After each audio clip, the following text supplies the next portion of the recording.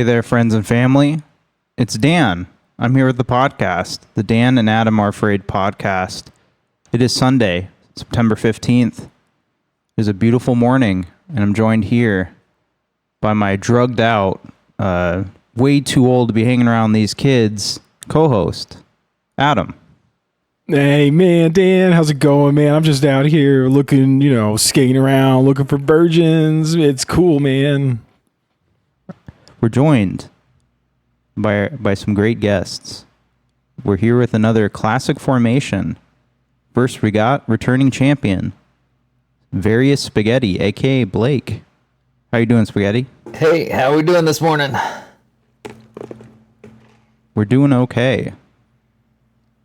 And yourself? Oh, I'm doing all right. I've got legs, which is more than that one guy in this movie has. So. Oh, nice. That's true. Yeah, that's crazy. I was looking at that and I was just like, how does that even work? Where's his bladder? Yeah, I don't know. I think I've seen people like that before, though. Like, not in real life, but I've heard of it. So. Did they just like stuff your shit back in and like just like burn the end of it? Like, yeah, I guess. Yeah, I mean, believe it or not, yeah, that's probably what they do. Like, yeah. And then we have another returning guest. He's fit with a Kentucky waterfall haircut. Hey Joey, how are you doing? Well, I'm doing good. The waterfall is a lie. You cannot trust anything these men say, but you can trust me that I will not do anything to you while you're asleep. Oh my God! I hope not. This is what is a Catcher in the Rye? You guys read that? I have. Just call me Holden. I had a song named that. Thank you. fucking phonies out here, man. His English teacher comes out. He's like, "Oh, yeah. Letting you stay the night." The first 30 pages, whatever, is like, yeah, this is just like me in high school. Then it gets a little dark. It changes a little bit. Like, maybe not. Forget I said that. I love soliciting sex workers just so I could talk to them. I'm really depressed, man. And then they're like, "What? You don't want to fuck? I'm leaving. And my big guy, my pimp's gonna come here and beat your ass." My introduction to Thank that God book. for webcam models. They can't go anywhere. Yeah. I got to introduce that book when I was 18, like a lot of people are, I guess, when they read it and I see it and I'm like, oh yeah, Catcher in the Rye. I've heard of that. And like the sergeant that I was with was like, oh, you read about Holden Caulfield? Man, that kid's a loser. And like, I was just like, oh, damn, I was relating to this guy a bit. But yeah, I guess that's how it goes. We love to talk about the Catcher in the Rye on this podcast. As you know, real Dan and Adam are afraid heads. Anyway, it's Sunday. Everyone's tired. Everyone's traumatized by the movie we watched, especially Joey. Yeah. The fact that I first watched this movie when I was like, when was that, 95? So I would have been like 13. That probably, altered some thoughts in my head about sex and people, for sure, at such a young age. Yeah, I can't imagine watching this any younger than the ripe old age of 30. 30 is a good age to watch this. Not really. At the opening of this movie, I was like, "Oh, what am I watching here? What am I looking at here?" Hey, New York. Hey. Yeah. Before we get into the movie proper, I did want to bring one thing up. Y'all really thought I was done? I'm just getting started, baby. I'm Haley Welch. A little while ago, my life took a complete left turn and it changed forever. And along the way, I've realized that everybody's entitled to their own opinion. Well, now, it's my time to talk. Check out my podcast every week, Talk Tuah, where I'm sitting down with the coolest guests and having actual conversations with them.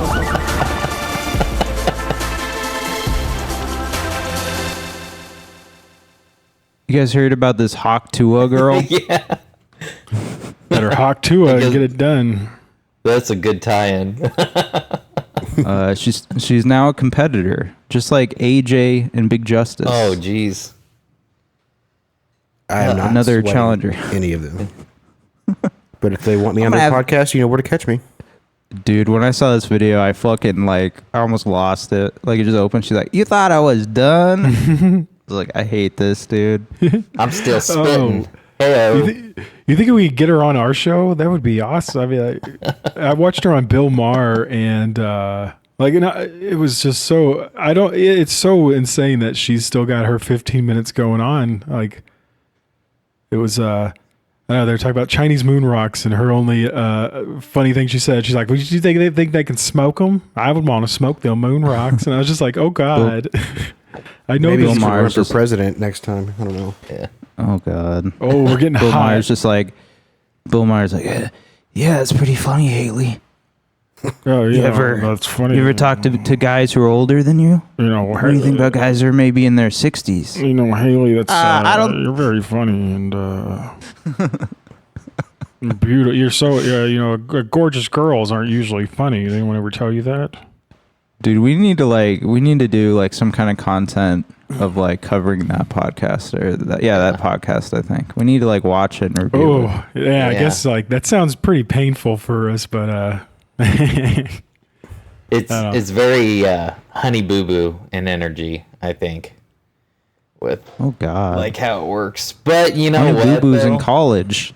Yeah, that's true. I mean, God. devil's advocate, if you get the platform and you sort of roll with the punches, I guess it's what you make out of it. So, but yeah, I totally get how they're trying to like inflate it based upon like her mannerisms and stuff like that. It's a novelty. I'll tell act. you right now, I'm just jealous. I wish this happened to me. Yeah. I see the situation and I say, God, I've seen what you can do for other people. Why doesn't that happen to me?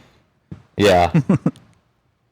Yeah. See where it goes, I guess. Imagine, dude, the Dan and Adam Are Afraid podcast on a national level because I talked about spitting on that thing. Yeah. Yeah. Was it a meme or it was something like that. Like for a reoccurrence. I know it's like a video from a long time ago, but she resurfaced because of a meme. I guess it's just some interview she did, and then people are like, "Oh man, she's be spitting on that thing. Isn't that funny?" Yeah. And spread like wildfire. Yep. yeah, like Anyway, there's not much content here. What a rich culture we have. Yeah.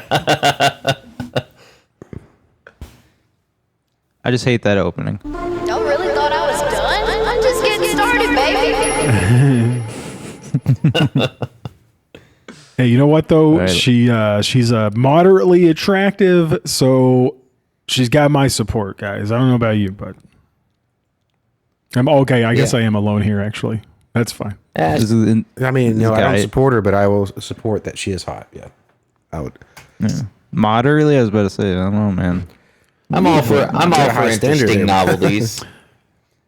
I mean, she just kind of like. Well, I don't want to just make this the "Let's Denigrate Women" podcast, but not my. I'm trying to raise them up. You're the one denigrating by saying Oh God, moderate, man. Yeah, you're right. Hey there, You're folks. right. Welcome to the Misogyny Hour. Yeah. Yo, check out those chicks, and they just got them teeth. Yeah, sorry, that's the best I got.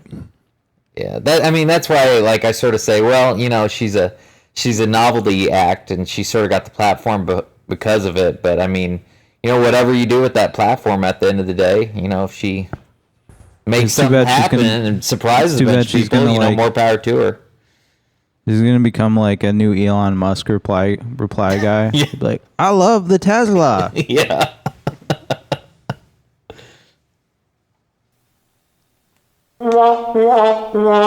Beautiful opening segment. Let's get into this movie, folks. Let's cut into this meat. And to do that, I'm gonna play something now. The trailer for this movie, if you guys watched it, it's not very good. It's just like music, basically. We're not just gonna play music on the podcast. So I wanted to introduce this movie with something a little different. I wanted a little segment from people I think we're all inspired by. Our buddies, Roger Ebert and Gene Siskel. What you doing? Where you at? I'm right here, Word. You going out tonight?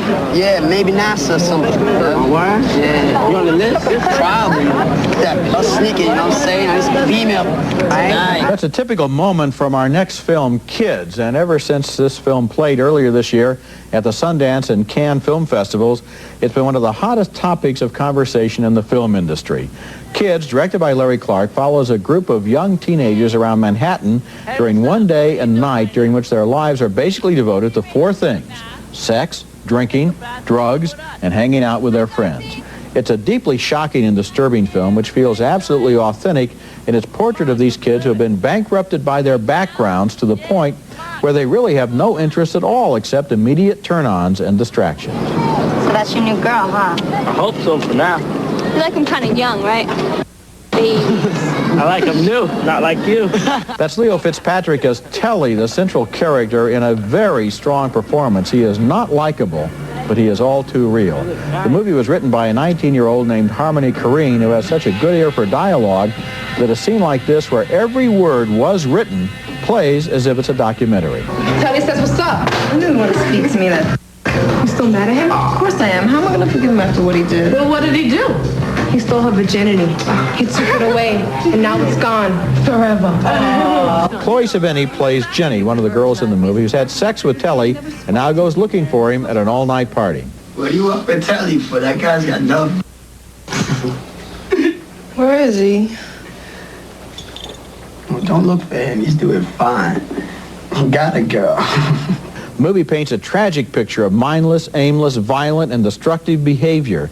At the same time, it carries a message that wouldn't get across in a more compromised film.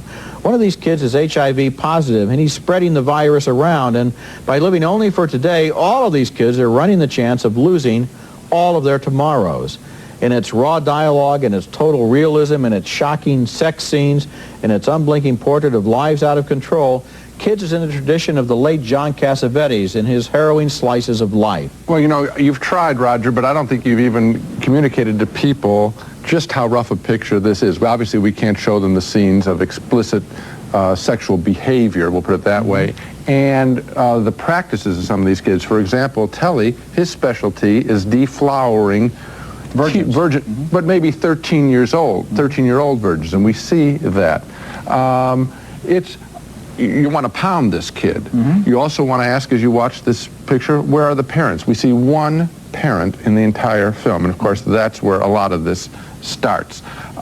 It is shocking, and I'll tell you, it had such an impact on me that the pictures I saw later in the day, I saw 4 in that day, the next 3 I thought, you know what, I watch a lot of made-up cornball stuff because this picture had an energy to it, and if it's not realism, it's hyper-realism, then that said, you know what, I ought to be seeing more pictures at this level. This is, to call it a docudrama is too kind. It's more real than that. A lot of the initial reactions to this film by people who just saw it at the 2 film festivals were interesting because they related to it as if somehow it was a documentary.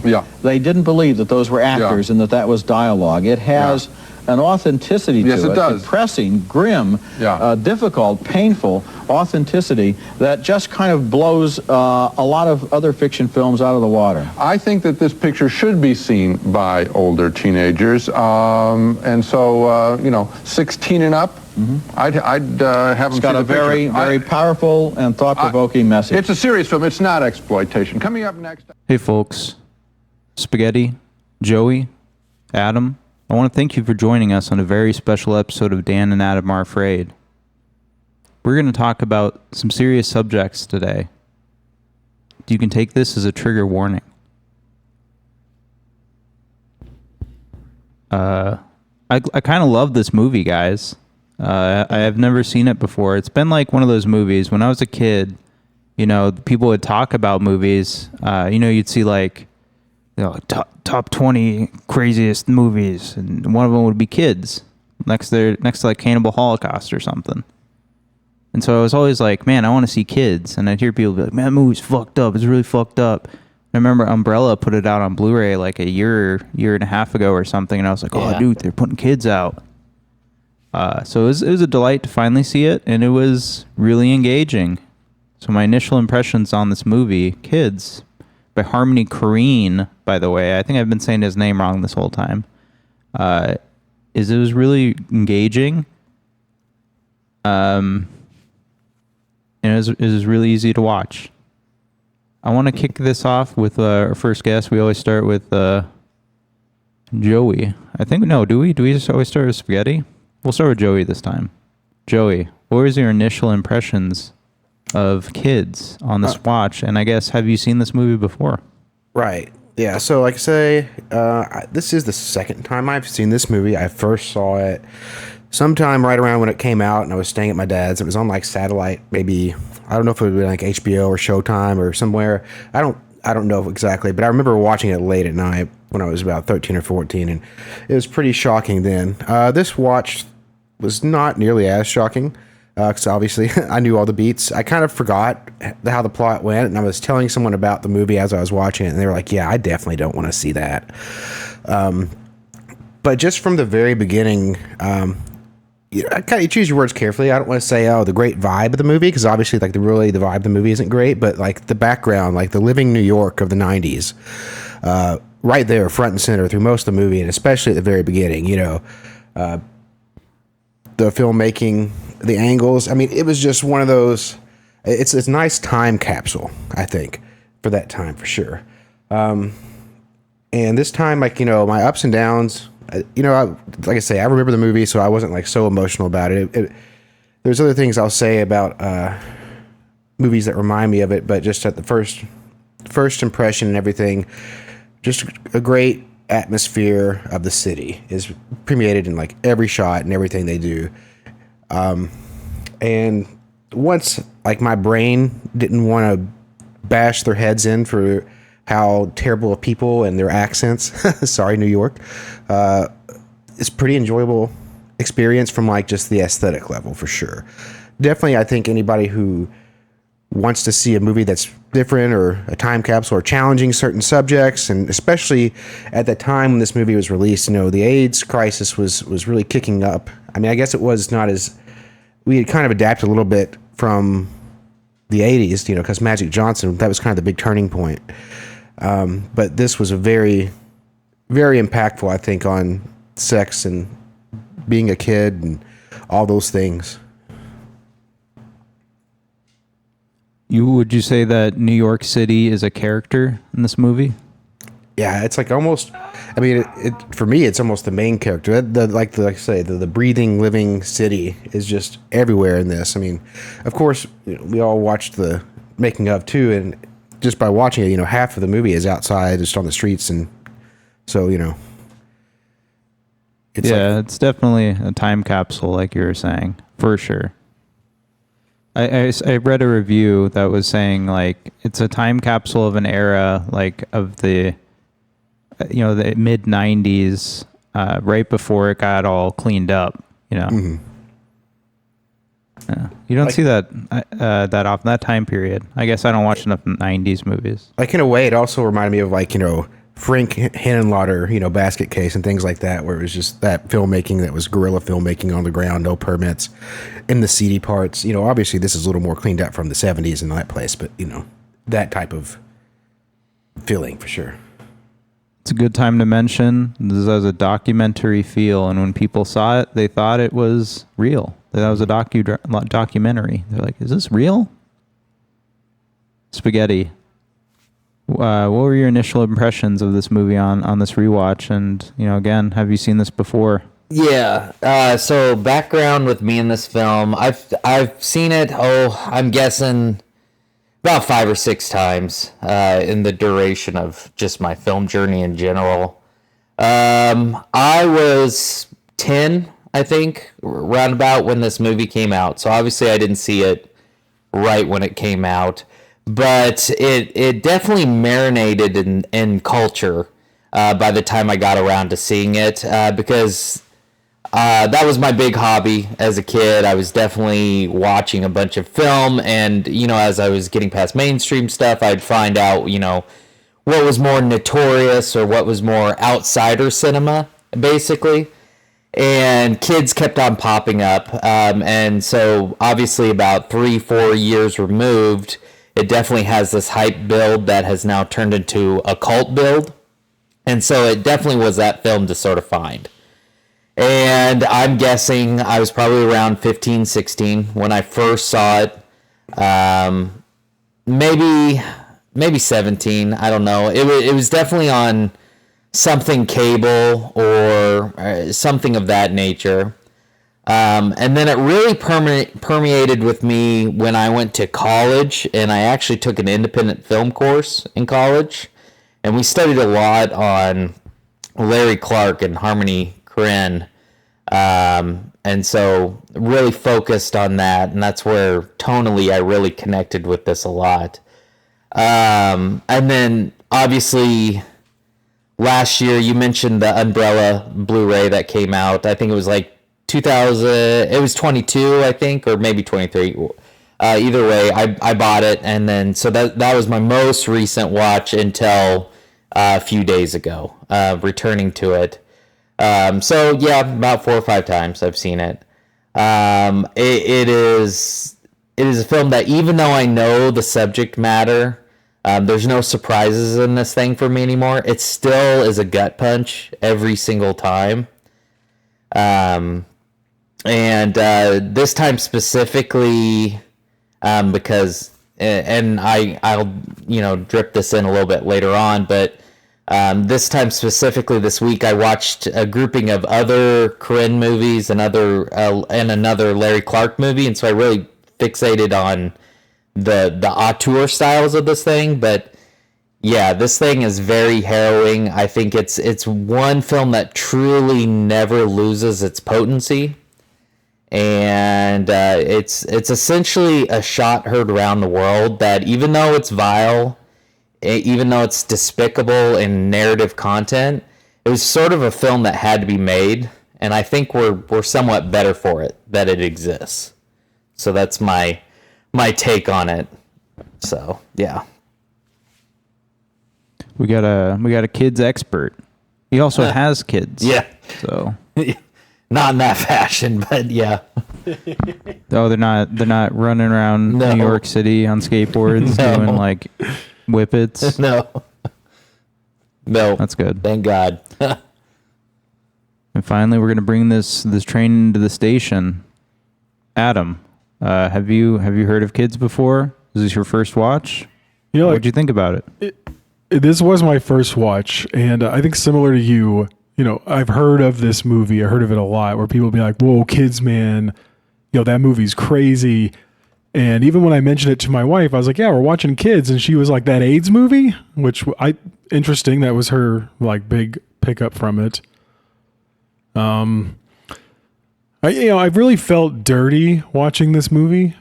I felt like I was spying on something. Like something I wasn't supposed to see, something that was very like underage and sweaty. I thought that was that was like, yeah, like throughout the whole film, I just felt dirty, and I was like, man, I should definitely not be watching this. And clearly, yeah, that felt like a big part, like a point of the movie. I thought it was crazy how like this movie is still pushes the envelope in 2024. I think this what it is like 24 years ago this movie came out, and it's still like something it would totally get canceled if we can so say that today. Almost 30 years. Oh yeah. Oh God, I'm old. I just said 20 years. I need to get the fuck out of here. Yeah. So. I don't know. Like, I don't know how I felt about this movie yet. Like, I just know that I felt dirty, and I don't know if that's a feeling I like having necessarily. I know that means that the director and the writer, they did their job right, because I don't think I'm supposed to walk away. This is not a feel-good movie. I'm not supposed to walk away from this being like, ha, those kids, those crazy kids. But, yeah. I'm just gonna leave it on that. Don't know completely what I think yet, but I know I felt dirty. And I still feel a little dirty. Picture this, folks. The four of us sitting on a couch. Our shirts are off, and we're smoking a joint together. We're being fed 5 to 6 joints by the director, Larry Clark. That's how this episode. That should be the vibe of this episode. There'd be a lot of silence, I think. Yeah. But yeah, man. I guess up front, I want to talk about the basics of this movie. You know, it's a drama movie. It's a comedy drama. It's a coming of age. It's Spaghetti's favorite. It's a slice of life drama. Yeah. It's like, as Joey was telling me earlier this week, it's like evil Linklater. And Dan Adamareafraid should be very aware of Linklater. We've covered 2 of his movies. Does evil Linklater sound like a good? Yeah, that feels like a good description. Yeah. Like when Spaghetti said it earlier, I was like, damn, I didn't even make that connection yet. But this is an evil Linklater for sure. Yeah, it's like the opposite side of life. I mean, Linklater's not afraid to get dirty, for sure. Like he's definitely realism, and he's talking about the grit a little bit, but there's always like a happy vibe, like this is the memories that made us. And Larry Clark and Harmony Korine, well, especially Larry Clark, is like, this is the memories that destroyed us, you know? So it's, yeah, they're polar opposites, but they're also sort of the same in that nature. Yeah. Interesting connection. Would Kids be a Rumblecore movie, you think, Dan? Rumblecore? Maybe. Get ready to rumble. Are you? Yeah, I could see that. That's a good way to put it, though. Like, you think mumblecore is this? Yeah, this is like the edgier take on a mumblecore. Excuse me, I meant to say mumblecore. I'm just a fucking idiot. So nah, but we just stumbled on a better term. It's like, what when mumblecore goes gritty and dirty? Yes. Folks, we just coined a term on the Dan and Adam Are Afraid podcast. Copyright Joey 2024. Rumblecore movie. Kids. There is a big rumble in the movie. Pretty violent. Yeah. Yeah, my head was actually down. I was like focusing on my phone. I intentionally during that scene because it was that was rough. Yeah, they fight like pack rats. They all just because 1-on-1, I think they would get destroyed probably, but yeah, they're just like a pack of rats that attack people. Yeah, I think in the documentary they had footage of that actually happening. Mm-hmm. Yeah, I couldn't tell at first, and I was like, oh, that because when the dude finally gets up, like, oh wait, no, that guy got his ass kicked, and it's like I guess they recreated it based on that, you know. Because I mean, in the documentary, like, he's just going around and filming everything and hanging out, you know, with these kids, buying them beer and drugs and pretty much what they did throughout the movie, according to other parts. And that's why I was going to wonder, Dan, I don't know. Did you take a look at the script or anything that Harmony wrote? I mean... No, I didn't get that deep. I wish I had. Because I wonder, like, how much of this was just improvised. No, I think I should have, though. No, I think the point is, like, it was all scripted, like, heavily scripted for the most part. I don't know how much would have been improvised. Probably a decent amount, you would think, right? Based on who these kids are. Yeah, I feel like a good chunk of it, I mean, it was definitely scripted, but also a good chunk of it was just sitting in a room, intoxicated on one degree or another, you're right. and just sort of filming it and seeing what flowed. I think for sure plenty of that happened. Because Harmony Korine, a lot of his movies later on are like that also. That's sort of his chaotic nature. Is he's definitely... He's all about his narrative in the moment. And so I think this probably was a little bit more scripted than maybe his later stuff, but for sure, I think there's a lot of just whatever happens flow in this thing. Yeah. I mean, even if it is just scripted, I think most of it probably did come from just their real life interactions and hanging out. Because the documentary made it seem like these kids and Larry and Harmony were just pretty much around each other nonstop for quite a while. Couple years. Yeah.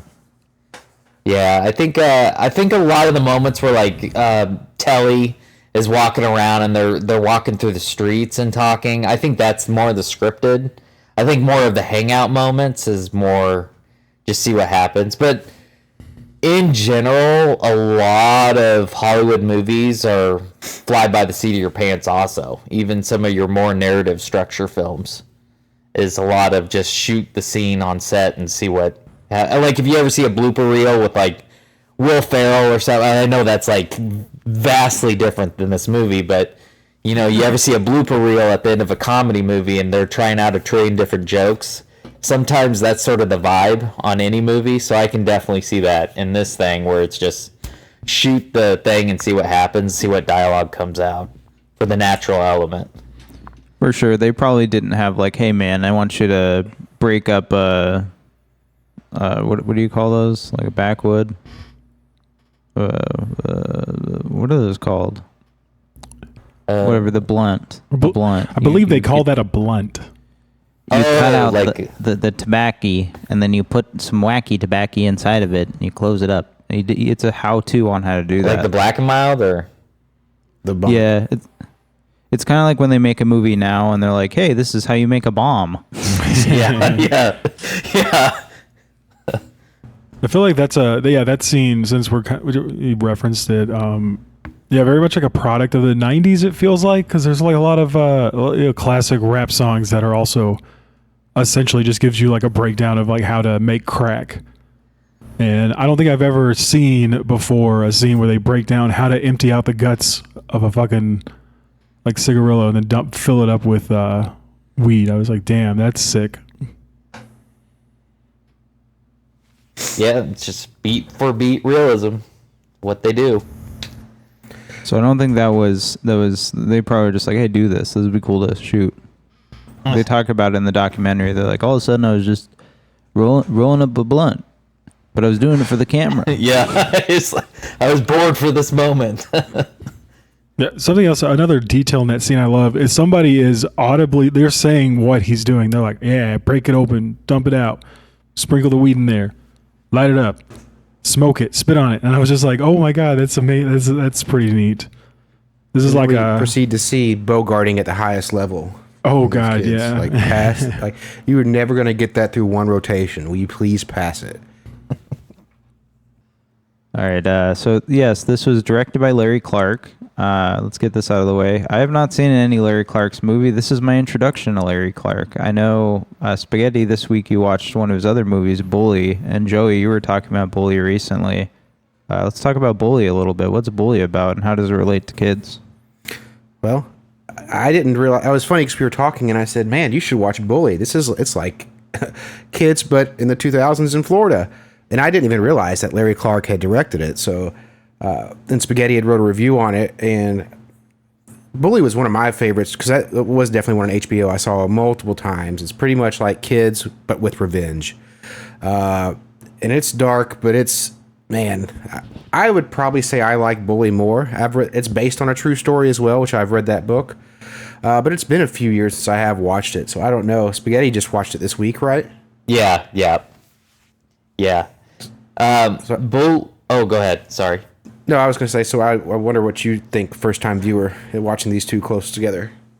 Yeah, so same thing with Bully. I've seen it a couple times in my life, but I think it's very pertinent that I, not only watched Bully, but watched some Harmony Korine movies, and so I could really take kids apart and see sort of who did what style-wise. So on the topic of Larry Clark, for sure, the same, because Larry Clark was a photographer, first and foremost, before he got into film, like movies.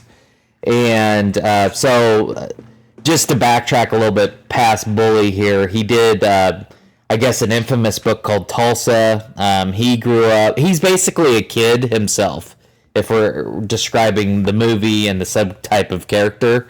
He's a kid himself growing up in, I guess, Tulsa, Oklahoma, back in the 1940s. And he's got this whole photo album of like people shooting up heroin and stuff. A lot of rough world situations that he's lived through himself. So he's narratively returning and trying to tell a story with kids. But anyway, just to sort of circulate back to Bully a bit here,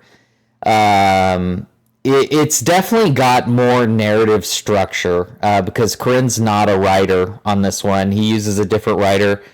Bully, I guess, was a book beforehand, and it was also a real-life event. It was a famous trial story.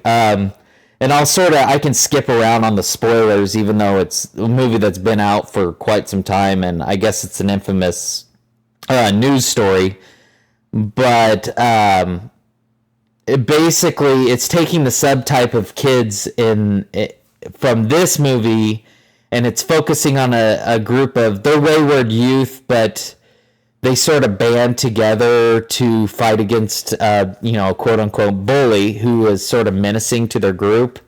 And it really looks at both how they banded together to fight sort of that opposition, but then also how society, based upon how they generally peer, just in general, sort of does away with them also, sort of throws them away. It's like, this is excess population in a sense. And so that's the narrative. I think Larry, one thing I did want to sort of bring up today, and since we're on the topic of Larry Clark, is that, that whole aesthetic where everybody's sweaty, everybody has their shirts off, they're together. A lot of people can point to that to more something of a sexualized manner. I think it's less of that, and I think it's more of a carnal, animalistic naturality. And so Bully pulls a lot of that. And later on, whenever we talk about Korine, I think Korine is more the caveat of the chaotic story itself in kids. So I know I sort of wandered around here with Bully, but Bully is very much the visual aesthetic of kids applied to another movie. That's Larry Clark's style. He's the visual guy. So. Hell yeah. And I tend to ramble, but yeah. It's all good, man. I just want to hear you talk about kids. Yeah. And Bully and Larry Clark. I want to apologize up front. I did not get around to reading Tulsa, and I did not look at his photos. When he posted his photos, I was like, should I look at these? Are these legal to look at? Yeah, they are. But they're rough. It's like pregnant lady doing heroin. Like, it's... Oh, fuck. Yeah, I heard about that. Okay. When I was doing some research on this, I heard about that. Okay. Yeah, I guess. Like, so this round, I really learned a lot more about Larry Clark upon this round, more than anybody else. And I guess, yeah, he grew up in a rough world. I mean, during Kids itself, he was overcoming his own heroin addiction. So that's brought up in the documentary. Yeah, he knows this world. And I guess I think he sort of sees Harmony like himself. And that's why he gave Harmony this shot. Because he got himself out of this rough world, still being, addicted. He's still affected from growing up into this rough world of, Tulsa and drugs and heroin. But he wanted to be a magazine photographer, and then Vietnam came along, and so he was drafted.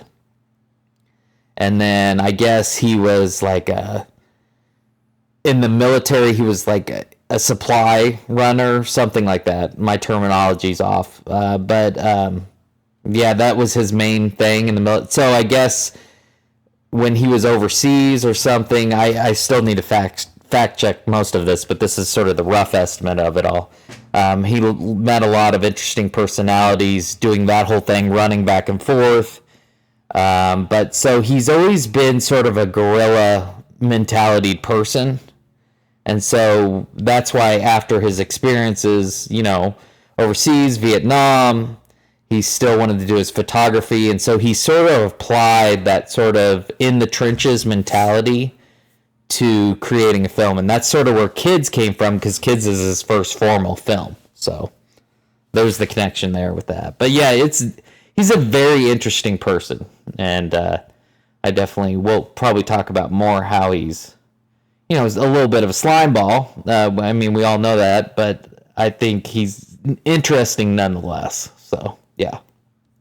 He's of the older archetype of the weird old guy that's hanging out with a bunch of kids. Yeah. Used to happen a lot more. There are many such cases years ago. Yeah, I assume none of you guys have seen any other Larry Clark movies, right? Other than Just Spaghetti. Bully. Oh yeah. Are you super familiar with Larry Clark? Who, me? Anybody? Yeah. Yeah. No, I mean, I didn't. You've seen Bully. The name, like I say, I did not know they were the same director until like this week looking at it, like, oh, and I have not heard of any of his other movies. Bully was definitely one of those movies growing up, though. It was on HBO. What was our favorite little Vinegar Syndrome release there? The Red Riding Hood. Freeway? Yes, Freeway. So it was one of those movies like Freeway that was like on the periphery of modern, movies. You would see some people you knew, but you don't ever remember them being in a theater. Your friends who didn't have HBO or whatever never watched them, so you're just like, whoa. It's these little crystals of just, not meth, but, meth on TV almost. It's just grimy. Yeah. A lot of stuff going on there. Larry Clark, I mean, if all the rest of his movies are similar to this aesthetic, I definitely need to check them out. It doesn't seem like they are. Just like I did browse around and try to read, and it didn't look like there's any other adjacent movies to Kids and Bully that he did. But I don't know. Someone else could correct me. Yeah. Oh, Ken Park is the notorious one. That is because Larry tried to make a movie that's like Kids, based upon people he knew in his past life, and he couldn't flesh it out and write it correctly, and so he actually hired Harmony Korine to come in and write that movie. And Ken Park is his other super controversial film. I mean, they're all Ken Park, like Barbie and Ken. Yes. Ken Park. Yep. At the park watching the birds feeding the geese. Yep, Ken Park. It's somebody's name. Yep. And that was a movie in 2002, but it's very notorious, just like Kids. Another movie of Larry Clark's that I want to see again is Another Day in Paradise. It's the movie that he made between Kids and Bully. I saw it once, and I vaguely remember, the whole premise of it, but to my recollection, it was sort of the movie that he made with like real Hollywood, because Kids blew up, obviously. And so with Another Day in Paradise, he made a movie, James Wood and Melanie Griffiths in that thing. And I think he tried to make a film with like real Hollywood actors, and that product might be fine, but I think Larry does really well with the grimy youth story. And so tonally it might have been a little off. So it's sort of a buried film. I don't remember how well it was received, but I think it's safe to say that safe to say that Kids was his biggest movie. Yeah, people aren't talking about anything That was else. another HBO cut. Yeah, I've seen Another Day in Paradise. It's been forever. It's a good flick. Yeah, it's good. I just think it was people wanted another Kids revelation, and I don't think like it could lead up to. Bully's probably the closest that he got, and then Kid Park is like crazy. But yeah, I think Another Day of Paradise just gets flown over. I'm flying right over it. Yeah. So Harmony Korine wrote this. Let's get into that. Let's get into Harmony Korine. That's the whole point I'm doing this. I don't care about Larry Clark. I'm gonna back the kids from the documentary. Fuck Larry Clark. Gave these kids all $1,000 and said, "See you later. I just made $10 million." Beautiful capitalist story. Beautiful. This was produced by this was distributed by the Weinsteins. Hell yeah, I saw that. I was like, oh no. There's a lot of dark shit behind this movie. Yeah. Weinstein approved. I mean, Weinstein's put out a ton of movies, but yeah, still. I'm not a Weinstein apologist. I'm just saying. Dan and Adam, our afraid heads, would remember we have a lot of Weinstein films in our list. It just happens that way, folks. I mean, name one. I mean, I feel like David Lynch has worked with Harvey Weinstein a bunch. Yeah, everybody. I mean, Weinstein's put out like Shakespeare in Love. Like they put out like a ton of things. Like It's sort of hard to like. They're definitely slime balls, but like the culmination of everything that they touched is sort of There's a lot of movies there. Adam, did you watch the documentary? No, I did not, Dan. I did not. Just wanted to bring that out in the ether.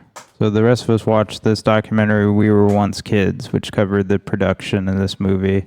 Framed it in a very sort of way that made it sound like Harmony Korine, and Larry Clark exploited all these kids and then dipped out. Hell yeah. I'm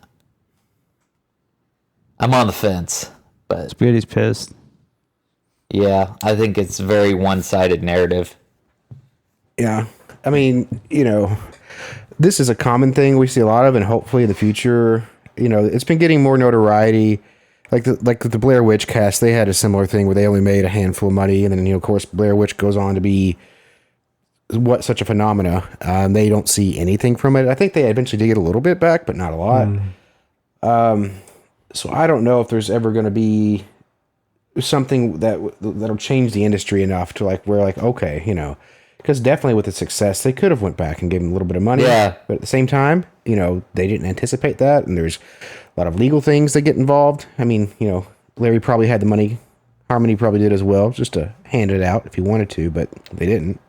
So yeah, I think. Go ahead. Sorry. I was going to say, it just paints it in an ambivalent light. Like, they're not good or bad, I would say. Yeah, I think it's very nature of the business. Also, I think in regards to that documentary, it's a 2-part documentary where it's very... The one thing is, if it had one clear message the whole movie, I'd be more on board.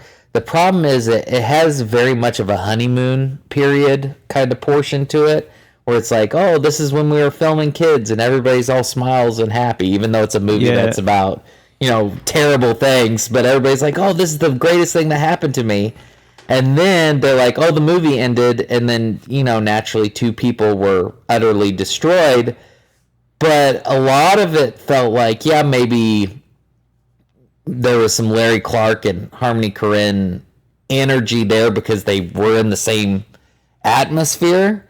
But a lot of it's like sort of some of the blame needs to be on the people themselves to a degree. I know that sounds harsh, but I think there's some self-accountability issues. Like, I mean, one guy dies of an overdose, right? And it's horrific, and my heart goes out to him.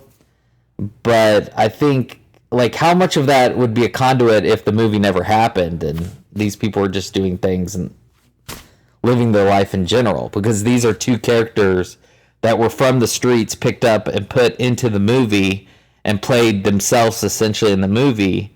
How would life be different if the movie was there or wasn't there? Would they be doing the same thing? So I don't know. Spaghetti says, fuck them kids, dude. Well, I think that makes me think of that bit in Waking Life where they're talking about, like, I don't even know where I'm going with this, but they're talking about how, like, you put something on film and how there's like the idea that like that is holy, that is sacred. And I feel that like somehow being like, it would have gone along similar to how in Apocalypse Now, like they film like the slaughtering of that cow, they just film it. You just see a cow get its head chopped off. And I don't know. I think about the Heisenberg principle. You affect things when you record it. So that's. I don't know. I feel like maybe there is a little bit of there's a little bit of darkness there for sure. Yeah. But also, like Spaghetti said, it's like, well, he was gonna do those drugs anyways. Like, he was gonna be big on YouTube and Twitch. Yeah, and I guess to push one thing further, I think Larry Clark is very unapologetic of who he is. I think he wears the kind of person he is on his shoulder and doesn't hide it. I think that's one thing that actually, it's going to sound strange me saying this because Larry Clark, a lot of people don't like him. I think that's one thing you can champion about Larry Clark is he openly admits the fact that he's a piece of shit. and not condoning him being a piece of shit, but he's not hiding it. And for him to come in and just make a movie, very documentary, style, cinema verde is what they call it, fly on the wall, basically. For him to come and make this movie and cast people that were really on the street, he almost, I want to sort of tightrope walk what I'm saying here, but he's almost creating something like a safe haven, but not really. Like, he's still condoning, like, they're still drinking and doing drugs, but it's not anything that they're not doing already. He's just, and so he's sort of giving them a chance to just tell their story. So maybe if their story gets out there, maybe it makes a difference. It's not like they chose a path. You're sort of born into what you are, and maybe you have a chance to, like, improve upon it if you're given some success. And in my mind, I think, especially what's his name, Justin Pierce, he won an award. I think it was like the Independent Spirit Award. He was given an award for his role in this movie, and he was just a street kid. Yeah, they paint it very much in a light where he's a good-natured person, but he's still a product of the streets. And he got a couple movie roles, and yeah, maybe he got screwed out of initial money. I don't know if he got screwed. It's probably just the contract they all signed, and Hollywood's just a rough business. But he had opportunity to go into other films, and it's just sort of like, that's the beast in general. And so, I don't know. I'm devil's advocate in a sense. I'm not a main supporter of Larry. I just know who he is and how he wears himself on his shoulders. And so I'm just sort of like, life's shitty in general kind of mentality. So that was my takeaway from the doc. In my roundabout way. So let's get into the movie. Yeah. Let's get into kids. We've talked for an hour without even talking about the movie. Let's get into kids. Dan, I think let's get into it, but I am curious why we get into things like 10 times today. We need to get into it. Yeah. We need to get into this talked kid. About Telly. We haven't even fucking talked about Telly. Look, we're talking about what Larry Clark is or what he isn't. Let's talk about the movie he fucking made and the kids he put on film, like 13-year-old kids he put naked on film. Let's get into these kids. These little shits. I mean, you pretty much can hate them from the very fucking beginning. Telly and Casper walking down the street, just talking so brashly, and it's really awesome to see like the people in the backgrounds, like their reactions. Like there's this one middle-aged guy, and he just kind of looks at them like, God, you fucking kids, as they're walking by, talking about the girl that Telly just slept with, in front of her teddy bears and deflowered. Yeah, it's rough. So I mean, it's like instant heel heat. Just wanted to smash their heads. Like I even had in my notes somewhere as they get along, because the fight in the park is a little bit closer to the middle. But I mean, I'm just like, I hate these kids. They're such cowards. Like, what are my notes? Yeah, like the first line of narration you get is this fucking kid just like, I love virgins. Like, and I audibly laugh because, like, yeah, it just starts off just so. Joey's right. You just start like, fuck these kids. I hate this kid in particular. The moment he starts talking, I'm like, ew. Yeah. Sorry, Dan. I stepped on your bit there. I was just gonna say, like, we're all stepping on the bit. I mean, the opening of the movie starts with a bullet out of a gun because it opens with literally Telly on a bed with a 12-year-old girl. Telly is 17. And he's talking a 12-year-old girl into having sex with him for the first time. He's like, I'll be here for you, baby. I'll never leave you. I love you. Oh, yeah. Yeah, baby. I'll be right there for you. You're not going to get pregnant, baby. I love you. And this whole time I was thinking about, I don't know if you guys perused or saw the poster I posted for kids, but it was like a Ghanaian poster, like a poster from Ghana kind of style. Oh, yeah, yeah. Of just him on the bed, half snake. Yeah.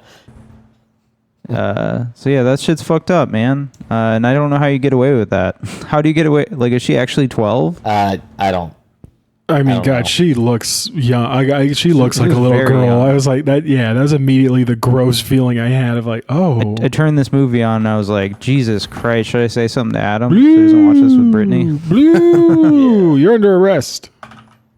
I mean, I think, honestly, there has to be waivers, but I think a lot of the actors were of age, or there's no nudity or something. I don't know. I mean, it's a legitimate film being made. I think. I mean, people question him at that was the big thing in that documentary I liked watching, and I wanted to watch the entire press conference they did at like whatever festival they were at, where Harmony Korine's like little good boy dressed up in a suit, just like waiting for Larry Clark to say it's okay to talk. Yeah. And if Larry Clark would be like, I don't know, man. What actors in particular? What age are they? I was like, dude, this guy definitely shot underage kids like being naked on film and is passing it off as legitimate. Yeah, I'm just saying. Yeah, it's a strange one. It's almost like the movie makes you want to vomit right from the get-go, so your stomach's empty for the rest of the movie. That's sort of the vibe I get. It's like, yeah, let's just rip the Band-Aid off right at the beginning. And yeah, and Telly looks like a 15-year-old goofy kid, Oh, he looks like such a piece of shit. If you know the poster for this movie, like you see that shot and you're just like, what a piece of shit. Yeah, and he still looks young enough, like he's a kid that should be like going to the store buying like, I don't know, like Pokemon cards or something like. He's walking around and be like, I love fucking virgins. Yeah, and it's that. I think that's more a lot of the polarizing thing too, is he looks young. Even though he's older, I think just him personally, the actor looks always younger, and so just definitely grimy. So everyone looked young. I think the oldest person there was like Chloe Sevigny, and she was like 19 or 20. Yeah,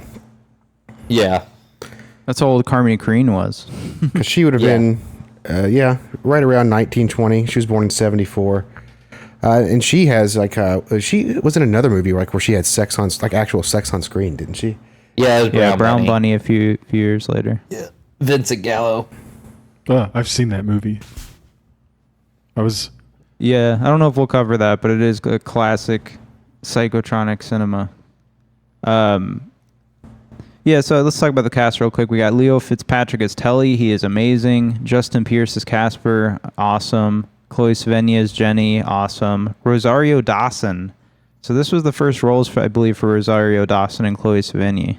Yeah. It's important to note. Important to also know. I mean, you got Harold Hunter. I also want to know the second film I've seen Rosario Dawson in with AIDS as a central antagonism in the movie. What's the other movie? Rent. 1,600 minutes. Okay, that's it. I'm done. This movie's awful, and basically the premise is like a thriller film where Rosario Dawson and Chloe Sevigny go to like a sex clinic, and they get checked out for STDs, and Rosario Dawson comes out with a clean bill of health, but then Chloe Sevigny gets told by like some bitch who's just like, you got HIV, deal with it. She's like, what? I've only had sex with Telly. Like, yeah. So the whole movie becomes, Telly has HIV and he's spreading it to all these virgins he's deflowering. And so it becomes a thriller film of her trying to track Telly down in New York City throughout a day. Yeah, that part was actually HIV. That part was actually like not a nice surprise, but like for a movie that is such a slice of life, for it to all of a sudden have like such a clear little like plot device underneath it all, I was like, oh shit, this is like, it's kind of exciting. Yeah, I wish they would have leaned into it a little more. I had a note here too about like, this movie couldn't be made today, but for a lot of reasons. But a cell phone, because it's like. It'd be an interesting take on it if you did the exact same thing, but just put phones in the kids' hands. So, like, everyone's texting and like, oh, Telly has fucking AIDS, and they're trying to find him or whatever, or stop him from getting to the next girl, and blah blah blah blah. You have AIDS, bro. That's so cringe. I saw an interview, or I watched an interview with Harmony Korine and Larry Clark from a few years ago. So it was like the 25th anniversary of Kids or something. And they were talking, and Harmony Korine brought that up. Like today, it would just be, if they had cell phones, just ruin the whole thing. Yeah. Another thing that got brought up was he was talking about the movie, and he was like, I wanted it to be kind of like Jaws, but with AIDS. Yeah. Don't go in the water. You ever heard of AIDS? Yeah. It's like, well, it's pretty simple. I mean, you're just following these kids around the city. They go to people's apartments who are like housing a bunch of homeless kids. Like, how many people were in that apartment? He said it was like 12. It's only like 8 or 9. Yeah, flop houses. Yeah. It's like we still can't afford rent. Yeah. And they just get fucked up. They do real drugs on camera. Pretty sure Justin Pierce does a whip it on camera and his lips turn blue. That scene in particular was pretty crazy because like how it keeps juxtaposing between, I think this is that scene, right? Where like the boys are talking about sex, the girls are talking about sex, and it's almost like a compare and contrast scene. Like right when he's like, they love sucking dick. They love nothing more than sucking dick. And it jumps to Chloe Sevigny being like, I hate sucking dick. And like I was like, oh, this is a comedy? Like that's funny. Though a criticism aimed at this movie, and in the documentary, they brought it up too, is like they said there wasn't like good representation for women in this movie. Yeah. It does feel like an 18-year-old boy was writing their lines, but I agree. I think that's sort of the point of the movie, though, is to be very dirty and polarizing. So you didn't want representation in this thing. It had to be as dirty as bad or as possible. No taxation without representation, Larry Clark. Yeah. Yeah, I mean that's the film. There's really not that much stuff. It's shocking. The end of the movie, she finally gets to Telly at a debauched party, and he's already having sex with another virgin. He's convinced to do it with him. With like the same line of dialogue too that you hear in the beginning. Yeah, just the gross dialogue. Oh, he has a script. Oh yeah, it's just the same. Like I love you so much. Like if you let me fuck you, which I like the break for a second to be like, damn, that's all you had to say back then. Like you just had to be like I was so scared of sex as a kid, and this kid is like, let me fuck you, baby. I want to fuck. I guess it's the direct approach is the best approach, I guess I would say. Sorry. I was nothing like these kids. I could not relate to any of this. Yeah. I just wanted to beat most of these kids up the whole time. Yeah. And I think that's, the segue back into Korine and his writing. I think Korine is a master of enacting chaos in films. And I won't get into spoilers or anything about it, but his next thing after this was Gummo, which is about a town that was devastated by a tornado, and then just the inhabitants living in that town after the fact. And it's just a disheveled mess of character and personality. And I think, going back to, how much of this is Larry Clark and how much of this is Harmony Korine. Korine's very much the writing. And yeah, I definitely agree in the documentary where they're saying, why would we want to be in this film that is misogynistic and terrible and without representation? And I definitely agree, because that's sort of the point. Korine is making this thing as vile as humanly possible. He doesn't want to make a happy medium in it. He wants this to be as destructive as possible, and to really have the whole transferring of AIDS and the whole, how chaotic it could just spread any given second be as potent as possible. And so that's sort of the factor of that as well. And so it's almost like the dialogue in this film is completely horrendous and awful, but it sort of had to be like that. And like you say, yeah, Harmony's it's a like, necessary 19 evil or whatever as well. So it's like, he's not going to be fucking knocking his best screenplays in the world out at 19. Yeah. This is all they'd known for the 2 years they were hanging out with these kids. So it injects itself very much. I don't know if, like the big thing, like for me, that I really take away from the heavy impact it had about AIDS and stuff back then. Because it was just such a thing, so scary. It just started, turning the quarter with the Magic Johnson when he came out, like I was talking about. And I believe that was 92 or so, Magic Johnson, when he came out and had AIDS. It was like the first thing's just like, oh, wow. It was just thought of as the gay disease, really. And being this, super athlete, one of the great basketball players of all time coming out, it was a big turning point. But this had a lot of demonization in it. And it was funny to think at the time, because it was just like, oh, shit, you can get it anywhere. You can get it anytime. Like you're talking about, it's in the shadows, creeping. AIDS. If you fuck anybody, your dick's going to fall off. And it's, I know the movie definitely had an impact on me. I grew up in a very religious household anyway, so like sex issues were probably still unresolved in my head, just from punishment and wrong and sin. And this was like a very in-your-face on-screen production that you didn't get in church, obviously, of that same sin of sex destroying you. But funny enough, that end scene when Casper rapes Chloe's character, I forget her name, but when he rapes her, it's so like tragic, especially at the time as a kid watching that. It's like, God, now everybody has it, but the bad part is like in reality, now we know about AIDS, like Casper probably didn't get AIDS from her because you have such a low chance of getting it as a man from a woman. And it's like, oh, so just everything's bad for her, no even street justice for him. Now that we know. Wow. Like, you're right. This is Harmony Korine's passion play. Yeah. Passion play. You guys know what a passion play is? He was born to write this thing. Yeah. No. Like the crucifixion story. Like at churches around, they would have these very graphic passion plays. It's designed to make you not want to burn in hell, I guess. Yeah, I went to one of those. That's a perfect way to put it. Yeah. Yeah.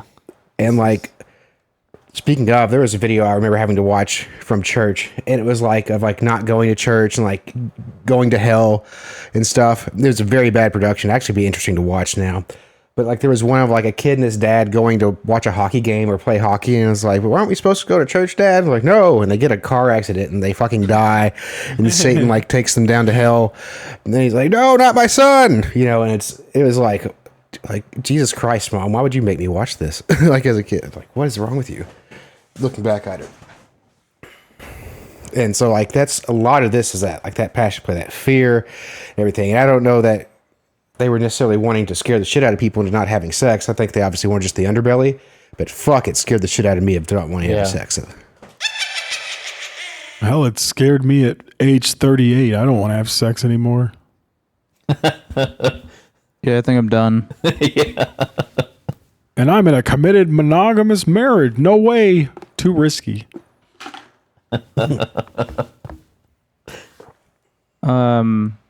Yeah. Harmony Korine and Larry Clark's kids.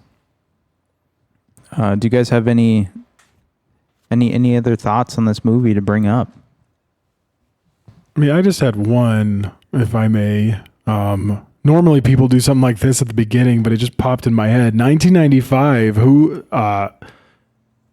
what was going on back then? And I was just curious. President Bill Clinton, Vice President Al Gore. That's noteworthy, I think, because Tipper Gore specifically, she did a lot of work trying to get like rating systems in the country, and like really just like a censorship. And I think like this movie coming out during that, that presidency, during that time, I don't know, it just highlights all that for me of like, oh yeah, this came out during a time where people were trying to bring that back. They're trying to bring back the Hays Code, essentially, of like, oh, well, we need to like clean up fucking television and movies because it's debauch what we're showing our children. this is around the around the same decade as when George Herbert Walker Bush was all like, we need to be more like Ozzie and Harriet, not Homer and Marge. And yeah, like keep that in mind when you watch this movie of the time frame too. This is a time where like censorship is coming back, and these guys are absolutely like fighting on on that front. Yeah, it's one of the most debauched movies I've ever seen. Yeah, it's definitely also time frame wise. It's interesting. It's as far as like the urban sprawl is concerned, and like where these kids had a place to go. Going back to that that documentary everybody was talking about, like the skate shop was sort of like a safe haven and stuff like that, and all those were going away. Sort of the interesting trends of like skateboarding was going away until like I watched another documentary a while ago. This is a weird tangent, but the Tony Hawk video game actually sort of brought skateboarding back for a while. But this is sort of that weird time frame where the skate shops are closing and these kids lost sort of their own productive voice, and so they were doing their own thing. Skateboarding was sort of its own counterculture thing, but it wasn't as championed as it was before or as it was after, right? They're sort of, the misfits running around, the misfit orphans on the streets. And I think also sort of with my wayward point here is it ties into what they, Siskel and Ebert were saying earlier of like, where's the parents, And I think that's the convenient question to ask within like the 90s crowd especially, just to tie it in with the 1995, where were we at? Where's the parents? Well, go figure, the parents are kids themselves. This is a tragic revolving cycle here.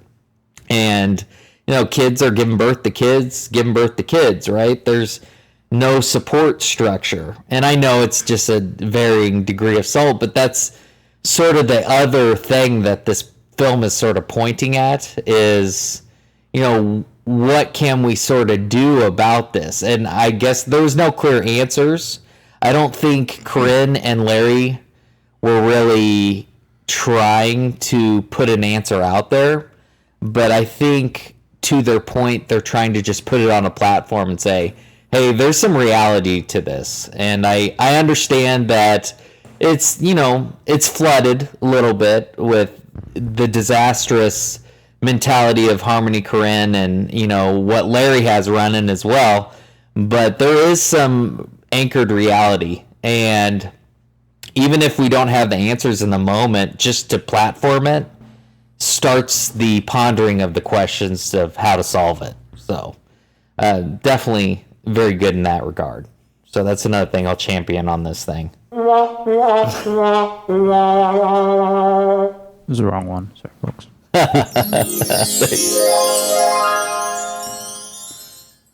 It's going to bring us into the final train station for the evening, folks. I want to start with Joey from Kentucky. Joey, I need you to assign kids a rating out of 5, and then defend your rating. Go, okay. Go. Yeah. So, I think this movie is pretty important for its time. I guess, like I've already said many times here, growing up with it and the ideas around it, just the bastards in the movie, having to watch them do things to people. Like, there are no heroes. There are only villains and victims in this. It paints a picture of New York, of one that I would have never wanted to go to as a kid, but a great time capsule nonetheless. You have some great moments of camaraderie with them when they are like partying and stuff, but that still was not a world, especially at the young age that I first saw it, was ever familiar with. And even in college was probably not as wild as this. Definitely not smoking a blunt, not having a blunt rotation with 10-year-olds, But overall, I think what it did at the time had a huge impact. Just New York as a character is in there. That gets it an extra half star for me. Just the setting itself. And man, film, art, whatever, it should get a reaction out of you. And there's a lot of visceral, nasty reaction to this movie. But you can't turn away from the car wreck. You got to see how it ends. And it ends very disturbingly. So for me, all that being said, I am going to give Kids a 4.5 out of 5 stars.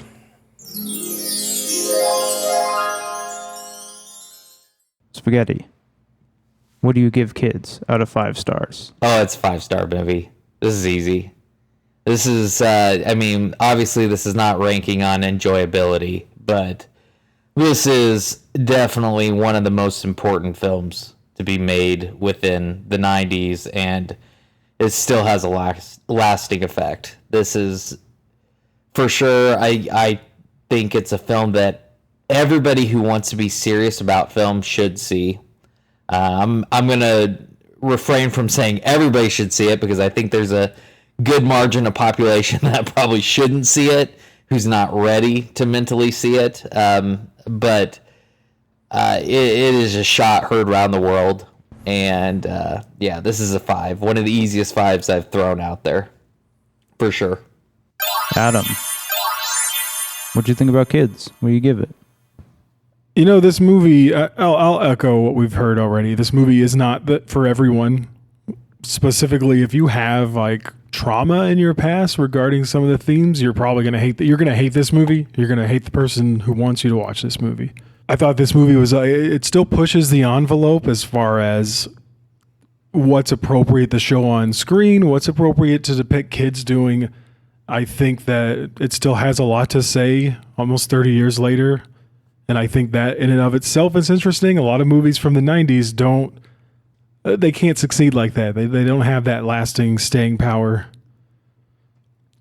This is definitely a tragic movie. I don't know if it would be a classic tragedy, but like we've heard, there's no heroes in this movie. They're just villains and victims. That was a perfect way to put it. Making love, sex, and fucking. That's kind of how you can sum up this movie. And unfortunately, I think it could have done a lot more with the AIDS story or the HIV. Maybe that's just me personally. And so I'm going to have to stick to my guns and be a little bit of a downer. This movie gets a 2.5 out of 5. And that's only because, like I said, I could have used a little bit more for that. Take it away, Dan. Hey there, folks. It's me, Dan, here at the podcast. I'm going to give Kids 4 out of 5 stars. It's a solid 4. Might even get to a 4.5 one day. But for now, it's a 4, which is no small feat for me. I mean, we pick a lot of good movies on this podcast, so you hear me give 4s a lot. But it's rare. So, it was really fun to watch. It was a great time. Enjoyed myself. Was eating a big bowl of popcorn. Some Twizzlers. No, but it was really engaging. It had an important message. And people today probably still aren't going out and going to the sex clinic with their friend. If you take anything from this movie, go to the sex clinic with your friend. Especially if you're in New York in the 90s.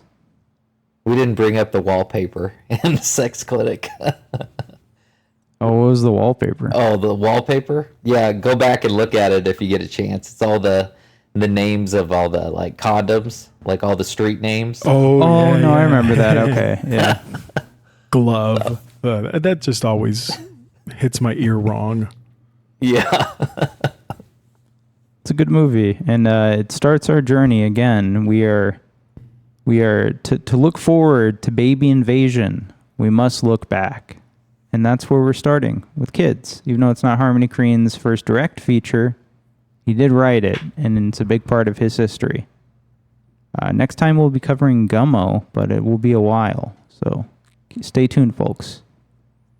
And that leads us to our final segment. Let's all go to the lobby. Let's all go to the lobby. Let's all go to the lobby. Adam, did you pick a movie for next week? Oh, I did, Dan. I want you to pick a hand, left or right. It's the same movie in either hand. Next week, we're going to be watching the 2005 rom-com dramedy. What's wrong with me? Me and You and Everyone We Know. This is directed by Miranda July. We also got some Josh Hawks in there. I love this guy. He's got a great face. I have not seen this movie yet. The other guy was in the Killers music video or something. I don't know. You could tell this is a wife pick. Did your wife pick this one? She's been bugging me for a while, yeah. And I was like, you need to pick a movie for me. All right. Me, You, and Everyone We Know. It's a Criterion Classic. Spaghetti, you own this one? I do not. I've never seen it. You're off the hook. But we'll be watching that next week, folks. And I guess I want to take a moment here to did you say the year on that movie, by the way? It's like 2005. 2005. Me and Everyone We Know. Something like that. I want to take this moment to thank our guests. Thank you, Joey. Thank you, Spaghetti, our returning champions to the show. Thanks for showing up and doing some free labor for me. I barely even talked on this episode. Yeah, I tended to ramble a little bit, but I appreciate you letting me do it so. Absolutely, my man. Joey, I hope you had a good time. I hope you don't hate us all now. It was fun. I'll watch Bully sometime, and I'll be glad to come back and rant about that one. We'll revisit Larry Clark. My frenemy, Larry Clark. He's still alive, right? He's still kicking? I think so. Yeah, hold on, real quick. I have his thing up. He was born in 1943, so he's 81, maybe? Oh my God. He's older than our presidents. Yeah. Barely. Does anyone have any solid words of advice as people enter the work week or the weekend? Well, what are we saying to folks? If Larry can live to his 80s and have a crippling heroin addiction, then no, I'm kidding. I won't go down that road. Wear condoms. That's my big takeaway from this film and this podcast. Don't hold up the blunt rotation. Yeah. Don't bogart the blunt.